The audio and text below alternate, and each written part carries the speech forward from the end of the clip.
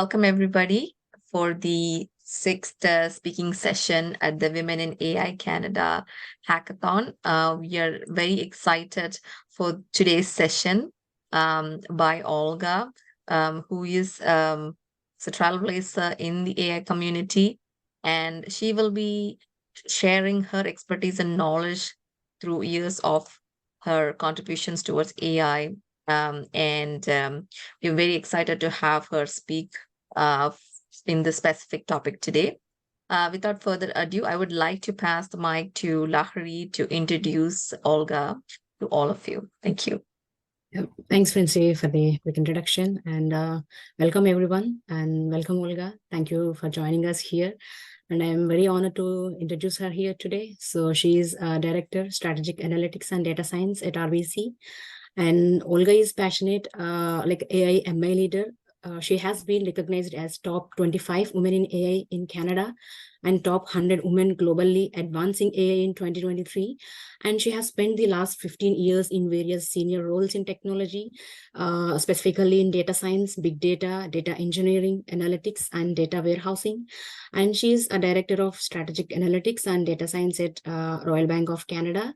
And Olga brings data to life through machine learning, analytics, and visualization. And outside of her work at RBC, she has worked directly with global organizations such as UN Environment World Conservation Monitoring Center and World Resources Institute, and prominent Canadian nonprofits such as War Child Canada and Rainbow Railroad on various data science and analytics challenges. And I really feel honored to invite her. And today she will be talking on practical approaches for solving business problems using AI. And welcome to Olga. Thank you. Thank you for the introduction, Lahari. Happy to speak to you today about practical approaches for solving tough business challenges using AI. So I'm not able to move again. Yes, perfect. So thank you for the introduction. I can now skip this slide.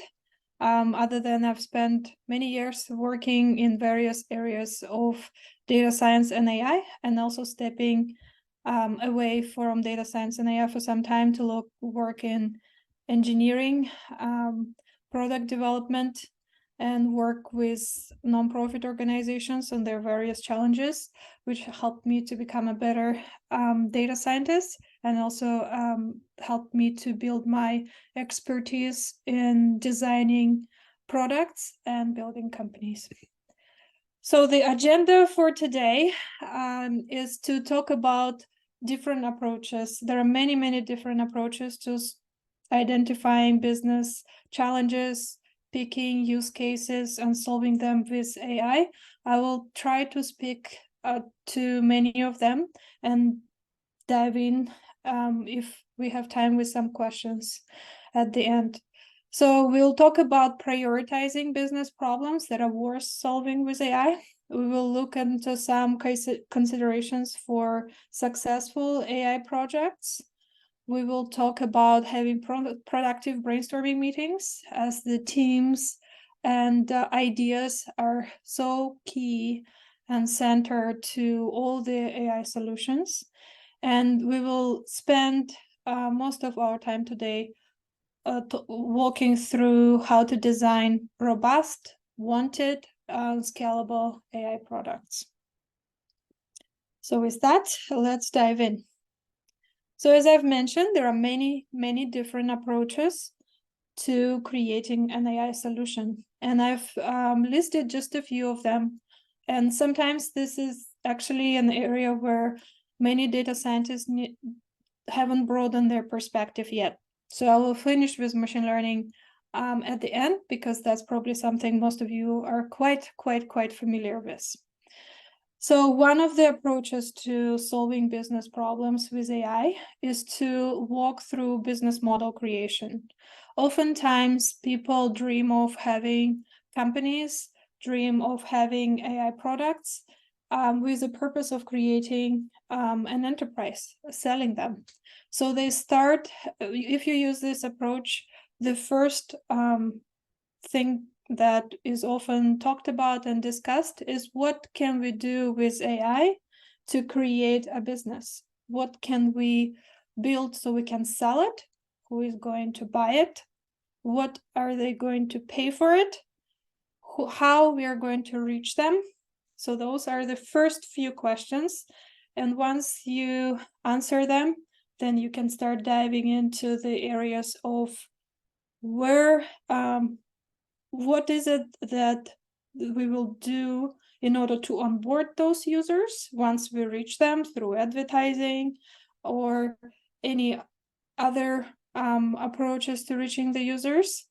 Then once we've onboarded them, what is that interaction between the user and the product that we've created for them?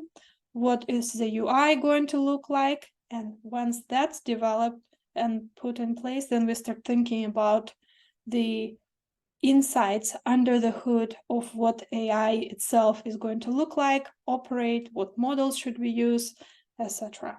So thinking of it from the business model standpoint really allows to think of a business, and oftentimes it's an independent business, and sometimes it could be just one of the products that your company might be offering, yet operating as a separate business.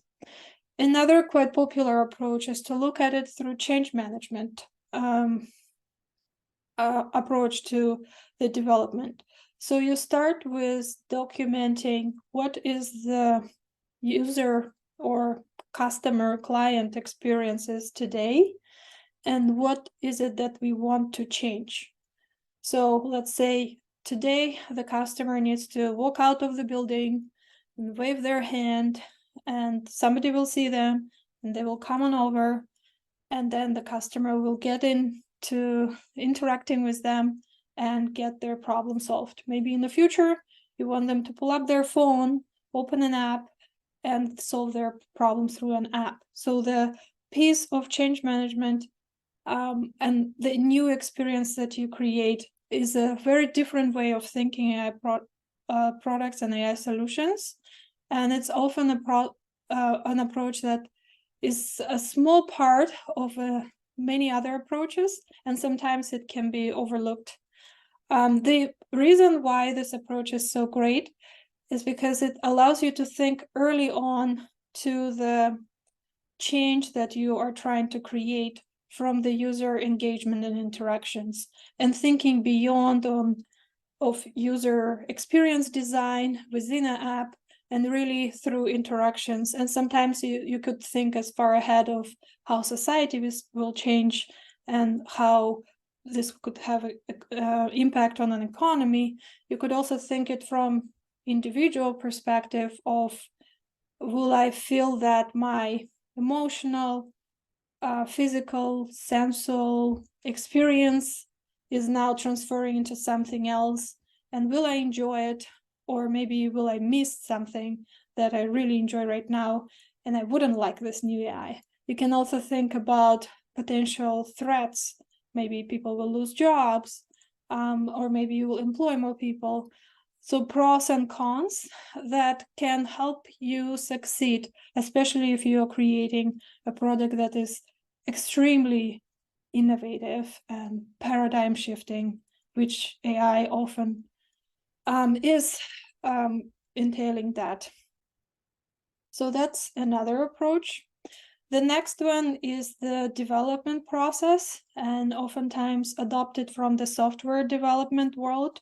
So you would think of the operational parts, you would think of the code, you would think of the different tools and infrastructure that you might want to purchase.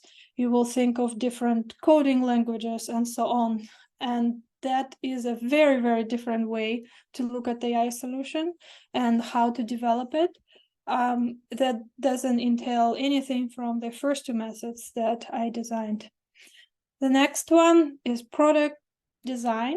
So product design, experience design, design thinking, those are just some of the approaches out there that help to create a product. It's a little bit different from business model, because here you're thinking more of what a product is as opposed to who's going to buy it and how you're going to sell it. Although it is a part of it, it's a much smaller part.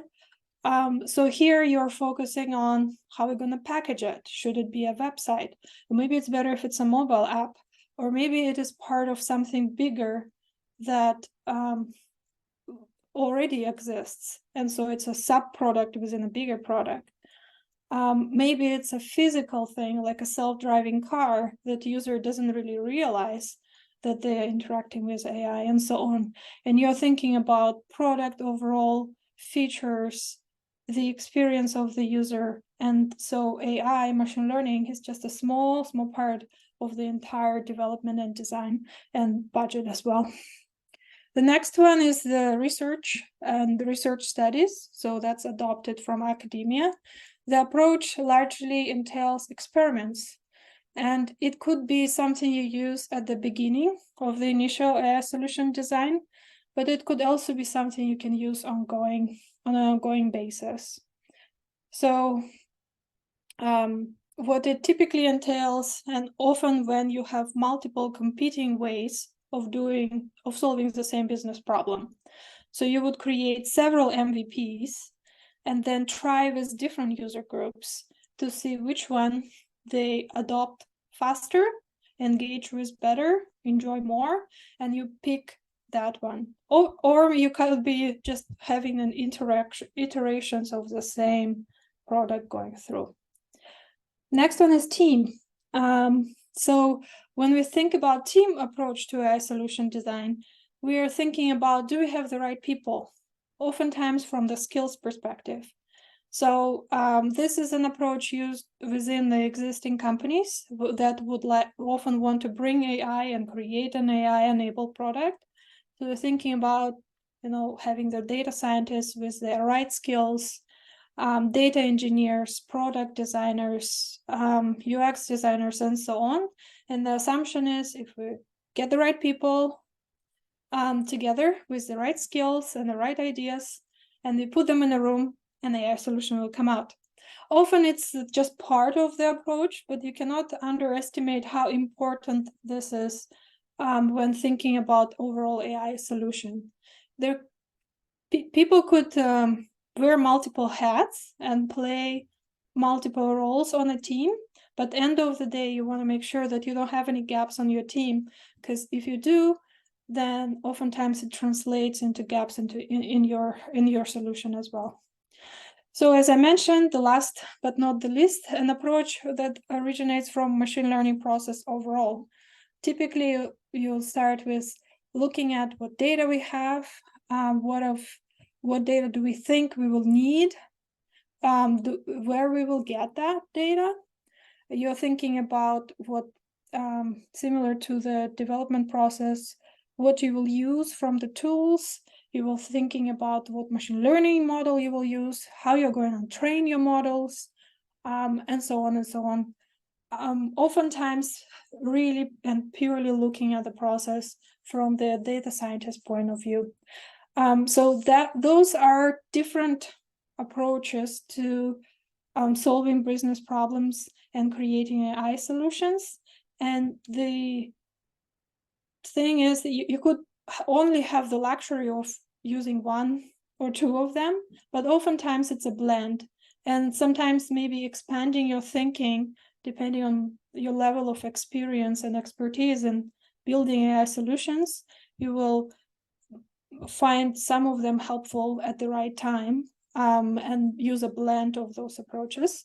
But I encourage you to dive in and learn more about those that I've listed today. So we spent some time on this. I'm going to move to talking about how do we prioritize. So there's so many quote unquote business problems or use cases. There are so many things we could do with AI. How should we prioritize what we should work on? So you might have many competing ideas, and you might have many competing solutions. So what problems you solve with what solution typically requires prioritization. There are many articles online around how do I prioritize and what are some of the prioritization criteria that are specific to AI. Me personally, I like to focus on 3 things. Number 1 is, what is the value of the final outcome? Is it the right tool for the right people at the right time? Will it create value? Is it enough? When you think about how much it costs, how much effort it is to put an AI solution forward, you also need to think what it will generate at the end. Oftentimes, if you are part of a company and you're building a solution for a real business, you have a budget to work with. So if your AI solution is very costly and very time consuming and very hard to create, and then to keep it going for years to come, if it's cheaper to do it with some manual process, some rule-based system, etc., then you should probably use the manual process or anything else. So looking at the value of the final outcomes and what goes into it is one of the ways to prioritize it. Next one is a degree of change in user behavior. As I mentioned, AI solutions tend to be very innovative and oftentimes new for the end users. And so you need to think about the degree of change that it will create. Generally speaking, there are 3 levels. So there are incremental changes. So you can think of it as a small change in the current process that makes things easier, faster, better, but doesn't require people to rethink what they do day to day and doesn't interfere with their experience too much. So that's an incremental innovation solution. Next one is the reapply. So reapplying something that's been done somewhere else to a new business problem. For example, something has been solved with NLP and text analytics, and we are now taking it to a different user experience and reusing it there. That's an incremental change. So something was done manually. Now we can use AI for it. And maybe it's not very disruptive to the user, but it is a noticeable change for them. So that's an incremental innovation. And the last one is a shift, paradigm shift, significant degree of change. So in that case, you do really want to think that through that user experience and change management perspective. It depends on where you are and what you're building, of how much change you want to create. Typically, the more change in user behavior, the more innovative your product is. So you may want to be an innovator and do that, or you may want to try to avoid changing user behaviors because you're not afraid of, but you don't want to get in the way of backlashes, various privacy law, etc. And the last one is timing. It is so hard to time your solution to what the users are expecting. You may build the best thing, the easiest, the most cost-effective, the most innovative, but if it's not the right time for it to exist in this world, it's not going to get adopted. Timing is very, very hard to get it right. It's very hard to get it right. But when you do get it right, you know it right away, and you know it because your solution is getting massive adoption, real adoption that drives you to continue innovating with your product and pushing your product forward, as opposed to trying to explain to users what it is and why it's better than whatever else they have today. So timing throughout history of innovation and history of AI has been always an issue, and you can think of some of the recent I would say titans in the world of AI speaking out against something coming to market too quickly, and we should rethink that. So timing is really, really crucial. So I'll give you an example from history. Early in 90s, internet was coming to the world slowly. but it was taking the world by storm. And people really saw the potential that the internet could bring and the degree to which it could change our behavior. And companies were brainstorming of how we can use internet, what we can do with it. Let's do something great. This sounds funny today, but that was the case back then. So in 1993, AT&T, a US company, has put together an ad where they've envisioned what the future of the internet is going to look like and what products they will put in front of the users. So one of the ads features a fax machine, a small enough fax machine that you can bring it to the beach. And the ad was saying that, one day we will be able to fax from the beach. Some of you may not even know what faxing is, but that's the example of timing. They were spot on that one day we will be able to work anywhere, not just in the office, and we will be able to send messages to our colleagues from the beach.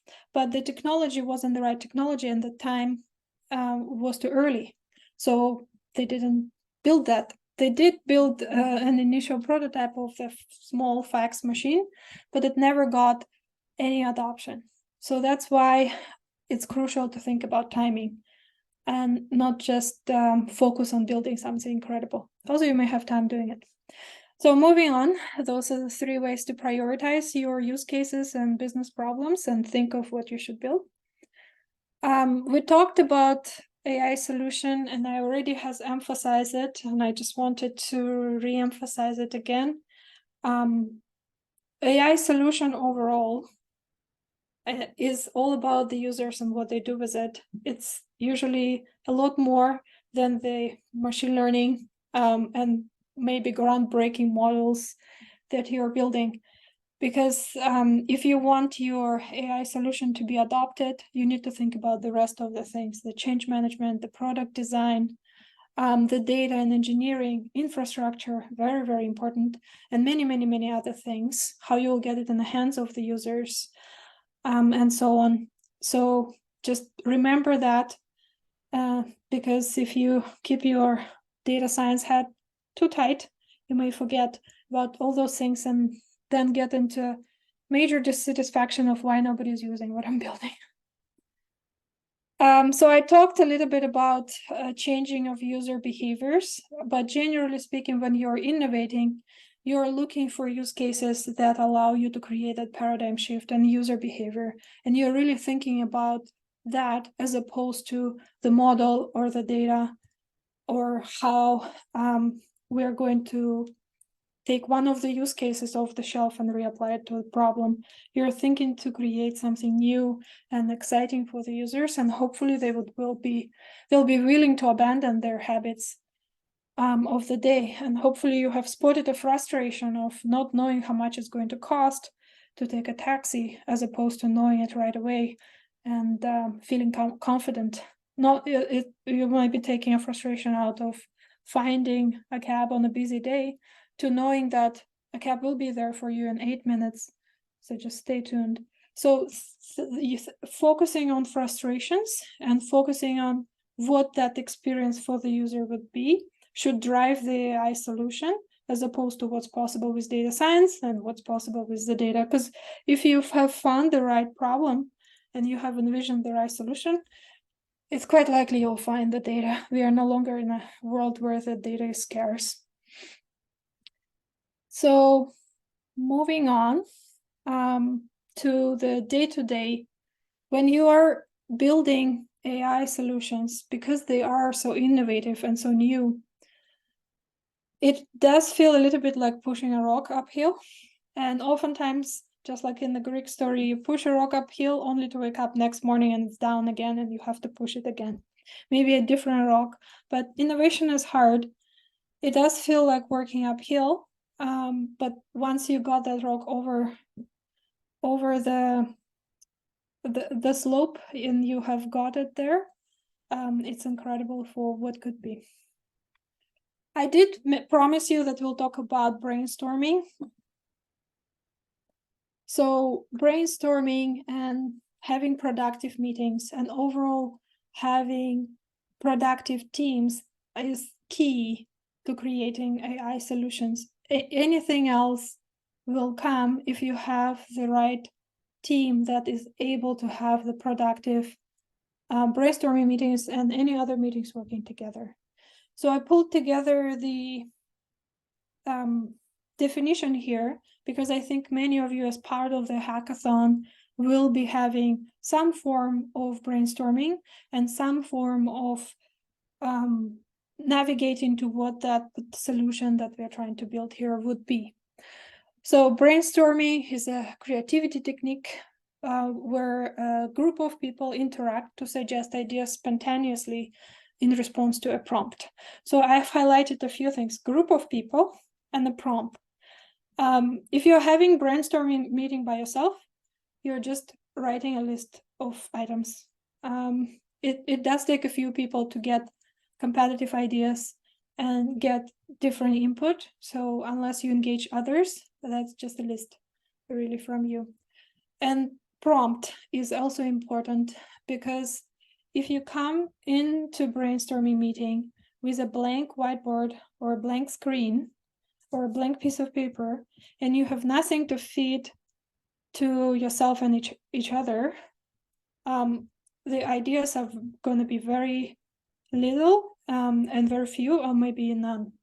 So having some inspiration and starting with inspiration is a good way to start a brainstorming meeting. If you've already had brainstorming, maybe when you were creating that proposal, you were thinking about the ideas, maybe you didn't come up to too many ideas, and you might be wondering why. Sometimes people can spend a career long trying to understand how can we create more ideas and how can we be more innovative with our AI solutions, and how can we do something fun and exciting and new, as opposed to reusing previous experience and things we've built previously, or maybe copying from other people things that are available online. So back to the approach of the team, and team is key to that. So when you are brainstorming and when you have a team, there are many ways to define the personalities, but I recently came across this and I really like it and helps to explain. So you may relate to any. I will introduce the personalities and then I'll go back to brainstorming.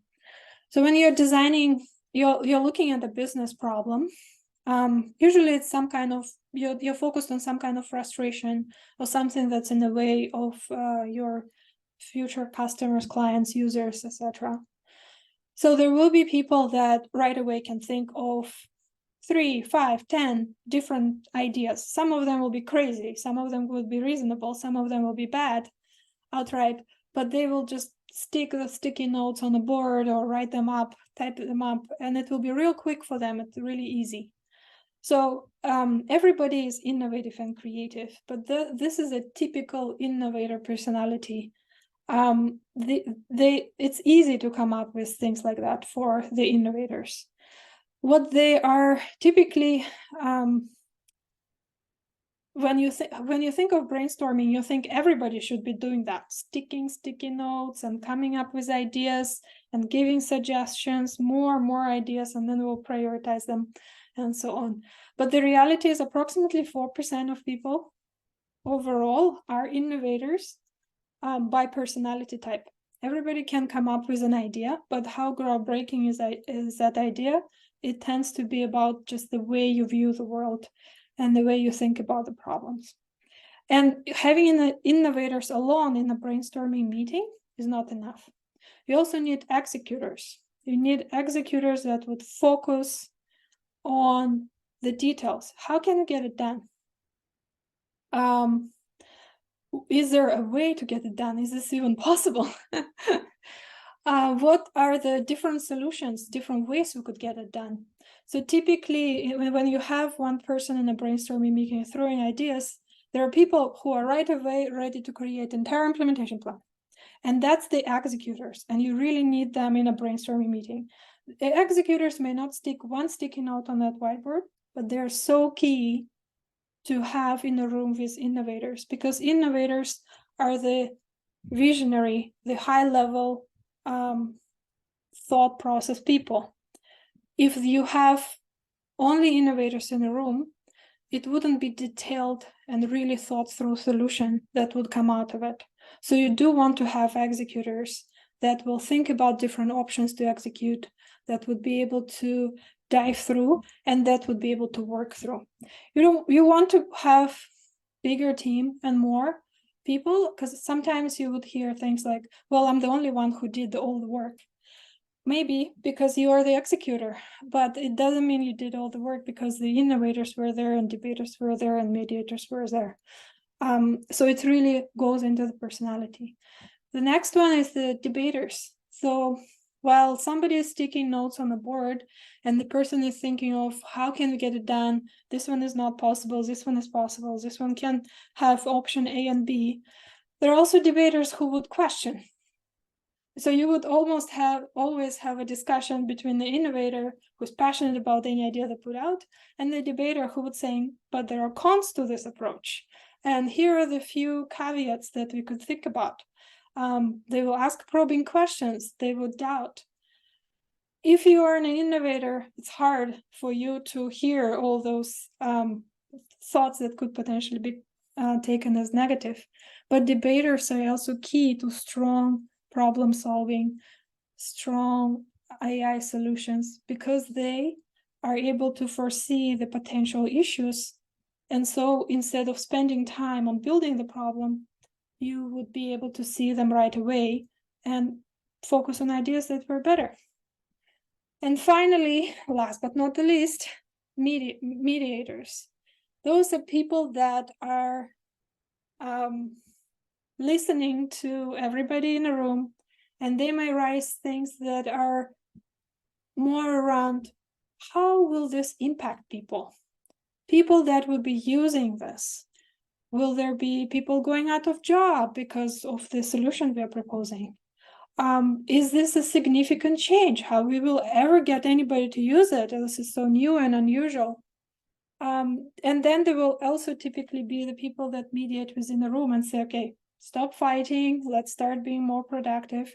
They're the people that tend to be empathetic with the change, and they focus on the people that are involved in building AI solution and people that will be using the solution or being affected by it.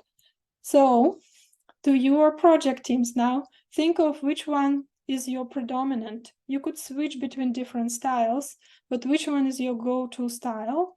And what are the styles of your teammates and who you might be missing? If you are missing somebody, you don't have to have them as full-time team member, but you want to bring somebody who can help you to fill that gap. So if you don't have an innovator who is sticking sticky notes on the board, they would be happy to throw ideas in for you. Find one, ask them to think the problem with you. They will throw ideas for you and they will be happy to leave, because not always, most of the innovators aren't that committed to implementation as executors are. And then if you lack executors, you're in trouble because that will always be only an idea if you don't have enough executors. People who that debate and innovate can dive in, but you really need the primarily executor person to get a good AI solution out.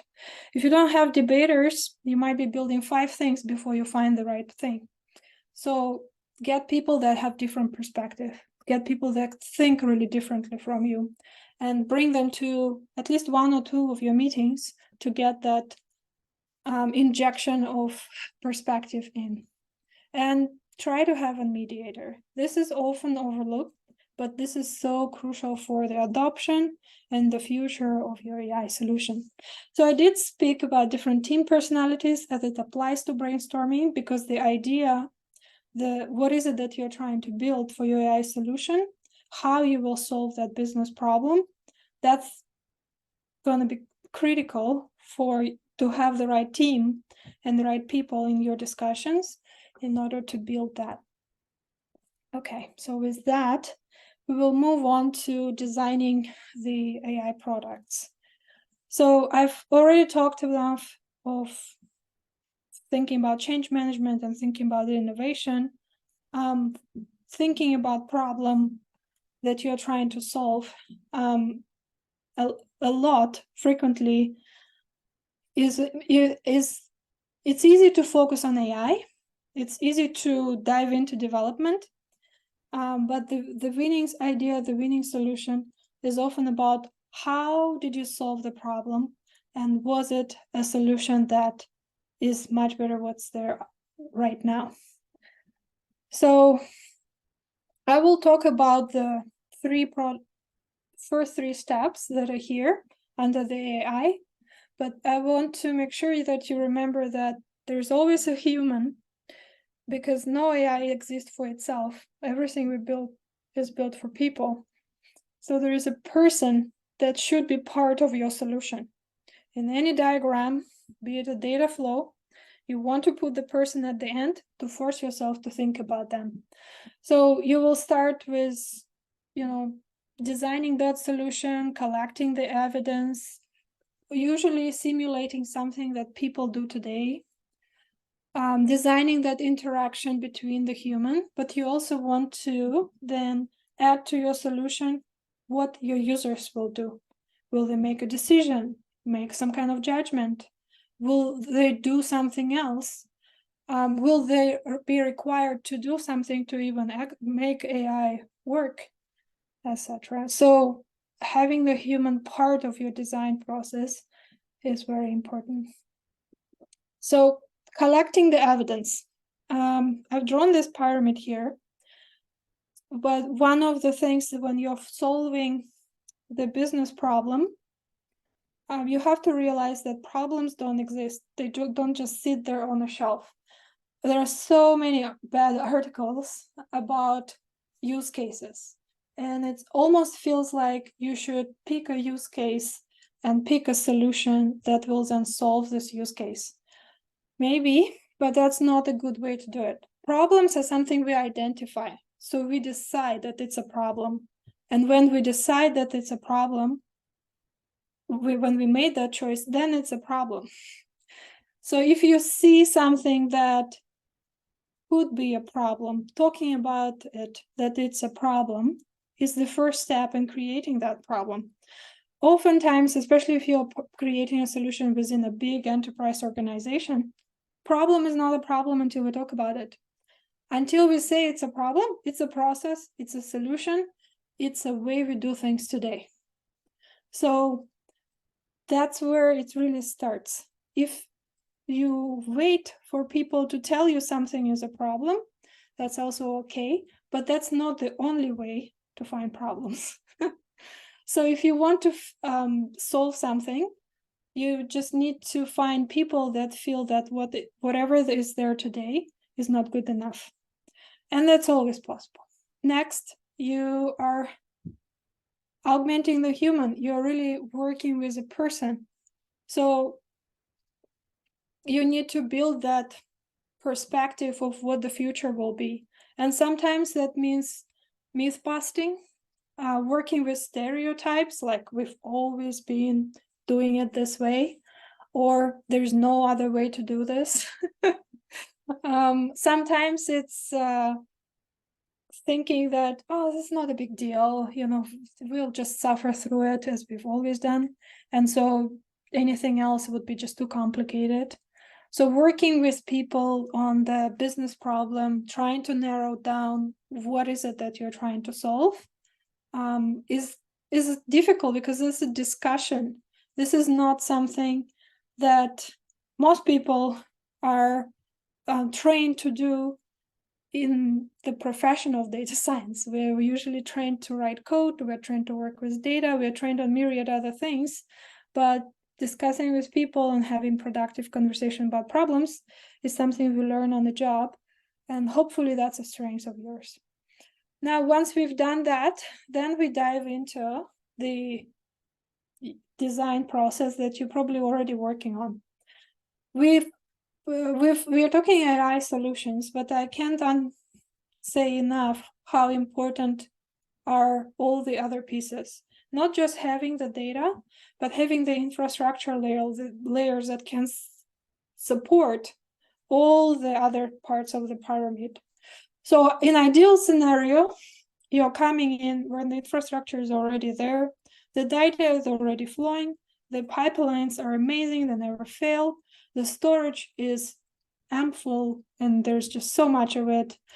You have the data that is internal and external and anything you can dream about. You have no limitations.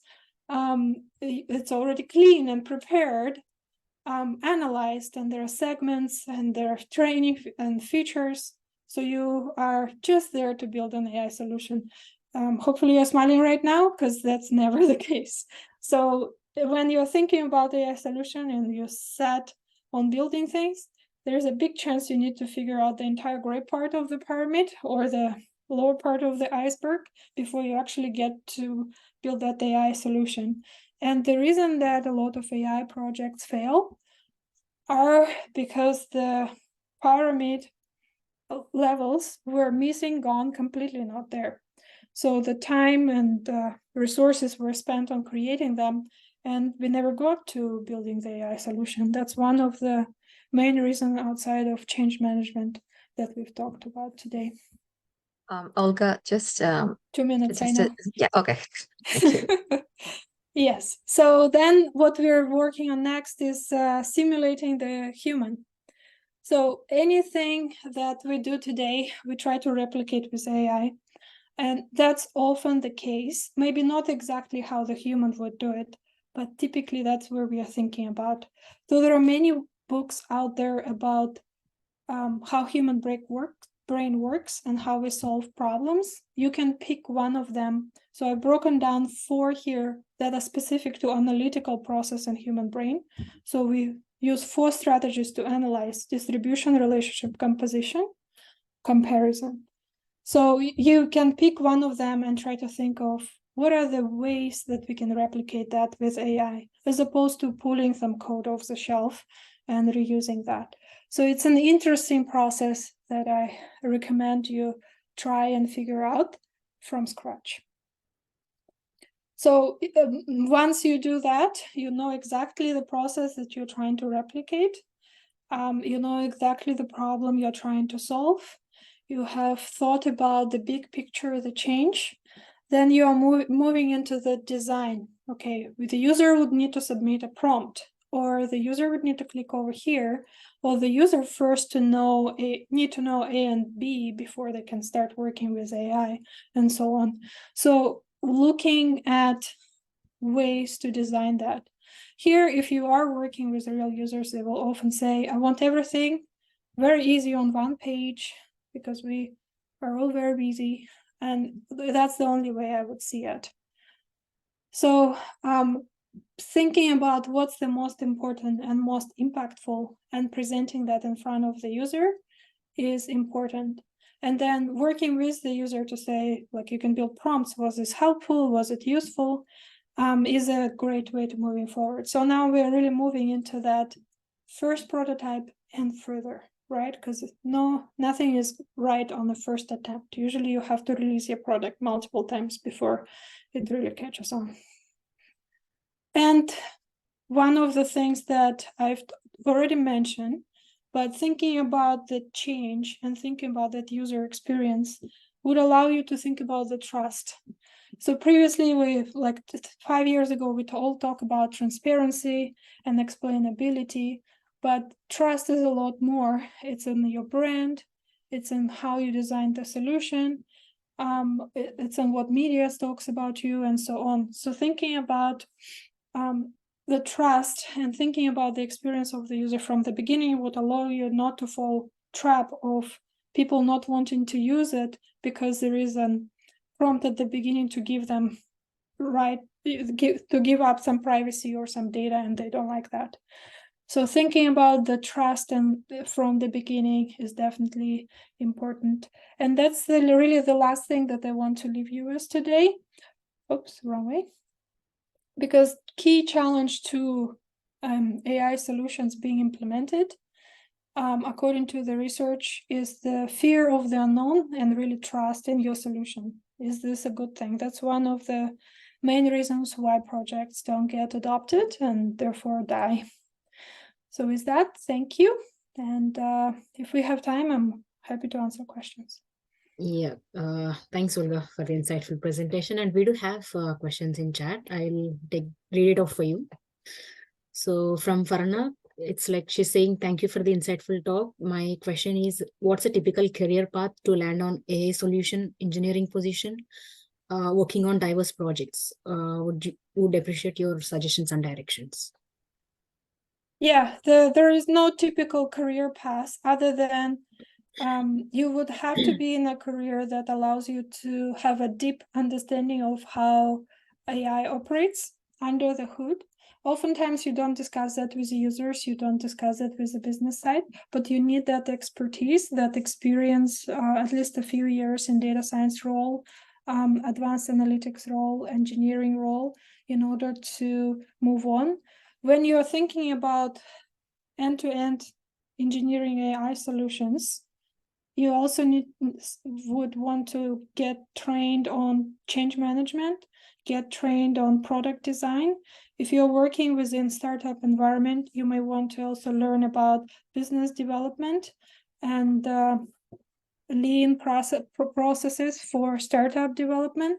If you're dreaming of building AI products that are going to be core to organization. That's my answer. Yeah, thanks, Olga. I hope Farnak got the answer. And we have one more question from Noshin. What legal risks might arise from using and adapting a pre-trained open source model for commercial purposes? Oh, that's a great question. So you would have to read through the licenses of everything you use, from the data that you use for your models to the open source software, open source packages, etc. Typically, they would be writing what they allow to use. And if it does say that for commercial purposes, it's not allowed to be used, typically it means you have to pay for licenses. You do need to pay for those licenses, because if you build something, so let's say you build a product that uses an open source solution, but you never use the commercial license and you didn't have the commercial license, you are a candidate for a lawsuit. That means not only they will shut down your product, potentially your company, but they can also sue you for potential business losses, and they will estimate what those losses are. So you may have to pay fines for you doing that. So be careful of that. Yeah. Thanks, Olga. And we have one more from Baljit. Thanks for insightful session. If data is not available for analysis, can we create dummy data? Yes. Synthetic data is a whole industry that is growing as we speak. It is a great way to build comprehensive AI products. And the reason that we often have to use synthetic data or dummy data is not only because we don't have access to real data, but also because we don't have enough real data, especially around things that are that have to do with privacy considerations. For example, healthcare data some of it may be stored for a long time, but some of it may be required by law to be destroyed, and so you lose the historical. Some of the data can be by law only stored for 7 years, 13 years, as long as the person is alive, etc. So when you have that constant loss of data, you will lose the view of what happened in the past, and your models will not be prepared, especially not prepared for the so-called black swan events, the outliers events. So the way to deal with it is often to generate synthetic data that replicates the data you don't have, and then use that to build the models so you don't have any gaps in your models. It's a great question. Yeah, thanks, Olga, for answering that. We have one more question from Naya. thank you for your insightful presentation. It was truly impressive. Could you elaborate on how we can validate that the prototype we intend to build will effectively address and solve the problem at hand? That's an incredible question, and kudos to you for thinking about it. I think you want to do a few things. You want to get a few friendly users that would be willing to try your prototype. You could, if you can't get your hands on that, you can start with people who are not part of your team, but who can try to pretend to be your users and give you some feedback. If users are hard to get attention from. So from that, you can learn a lot, and you need to start thinking about how you're going to release it and get in front of the people. Oftentimes, if you put it out somewhere and you create a short pitch, there will be people who are early adopter kind of personality, curious about it, and try it out. So there are websites for that, like Product Hunt, where people who enjoy trying new products might want to try your thing out. There are also other websites like GitHub and others where you could put your solution and have others to try it. Depending on what it is that you are building, you might find different websites useful. So you don't have to know them in person to get valuable feedback. Thanks for your question. Yeah, thanks, Olga, and thanks for everyone for the engaging participation. And I would like to quickly address few key takeaways from her talk. So, like you just not emphasize just not technological aspects, but also the human element as well. Like Olga has adeptly guided us through various approaches from business modeling and change management to designing AI products like that are robust, scalable, and in tune with human AI interaction as well. And that's great. And even her emphasis on prioritizing AI solutions based on value, user behavior change, and timing is really invaluable. And furthermore, like her strategies for effective brainstorming and team dynamics have provided us with the practical tools for successes. And thanks, Olga. Thanks for sharing your wisdom and experiences with us. Thank you.